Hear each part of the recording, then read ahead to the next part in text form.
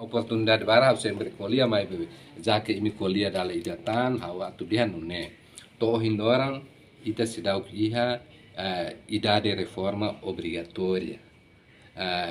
Comissão Função Pública uluk apresenta proposta ida ho idade 60 anos ho referência ba sira be idosos idosos nia mas infelizmente tambah buat ida limitação idade questão de direitos humanos e questão de cabe ba competência exclusiva Parlamento Nacional nia.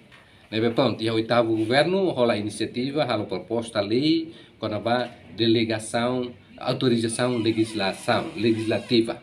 E a tempo neba Parlamento aprovaciona, e a uma lei ida, a autorização legislativa, ba a governo atu procede, atu continua a elaboração de o decreto-lei.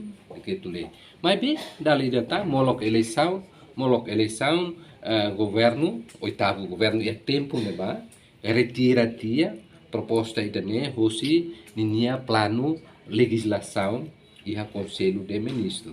Nebe atu dihan saida kata wai hira governo ida remata nia mandato.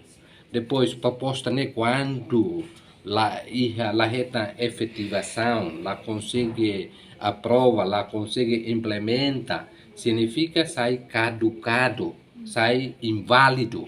O governo seluk mai tem que iniciar o processo se continua tal e a prioridade significa governo tem que apresentar proposta pedido autorização legislação vai ao Parlamento Nacional onde discute aprova depois procede o decreto ou lei onde regula com a idade máxima serviço efetivo e a função pública nialaran e quando ia ona maka Estado de instituição ser na maka ia obrigatório atu promove reforma ba funcionário ser na maka idade carik 60 anos significa 60 anos tem que reforma mas beda lidatan laos tambah sedau idade obrigatória atu reforma de funcionário público ida na saúde lá permite tem que obrigar a continuar serviço na fatin nela los.